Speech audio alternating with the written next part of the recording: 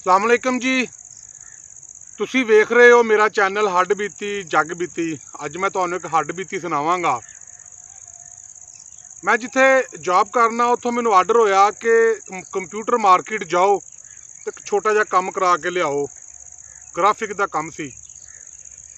मैं उत्थे गया, मुतलका बंदे नू मिलिया, सलाम लई, उहदे कोल बैठ गया। बड़ा खूबसूरत, बड़ा संजीदा जिहा जवान, बड़ा नफीस साफ सुथरे कपड़े पाए। तो मैनू कहंदा अब्बास साहब इजाजत हो तो मैं सिगरेट पी लवां। मैं जी पी लवो, कोई इशू नहीं है, तुसीं रूटीन नाल पींदे हो। उन्हें सिगरेट लगाया, बड़े सुकून नाल कश लै रहा। अचानक एक लड़का अंदर आया तो पता लगा जी कि छोटे भाई ने उन्होंने। वो आया, उन्हें सलाम लईए, बड़े अच्छे तरीके नाल खलोता है। उन्हें आख्या भाई जान तुहानू पता है सिगरेट पीने के किन्ने नुकसानात ने। उन्हें बहुत सारे नुकसान तफसील नाल गिनाए। तो वह जो वड्डा भाई था ना, जिहदे मैं कोल बैठा, वो कह रहा हाँ जी जी जी जी भाई जान तुसीं ठीक कह रहे हो। तो मैं सोच रहा कि यार छोटा भाई किड्डा अच्छा है कि वड्डे भाई नूं नसीहत कर रहा, रहनमई कर रहा है।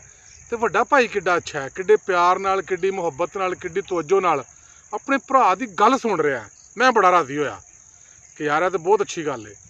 लेकिन ये जी मेरे राजी होने का ना फौरी हैरानगी तब्दील हो गई। कहता भाई ना सिगरेट पीना एक इंतहाई बुरी गल है, कलियां पीना तो बिल्कुल ही बुरी गल है कि मैनू भी ला के दो।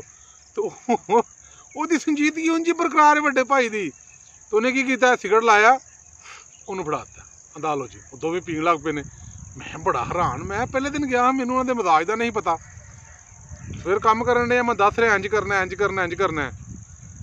फोन आ गया, कहता बास साहब खलोजो, मैं जोजा माजदा का फोन सुन ला। उन्हें अपनी बेगम का फोन सुनिया, बड़ा खुश हो के, बड़ी अच्छी गल्लां, प्यारी प्यारी गल्लां।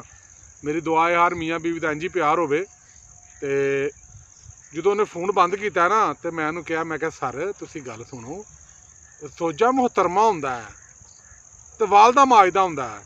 तो अगों मैनूं आंदे ने ओ बास साहब ओ कोई सोजा भी माजदा हुंदियां ने। और दोवें भरा जिथे रहन खुश रहन जी।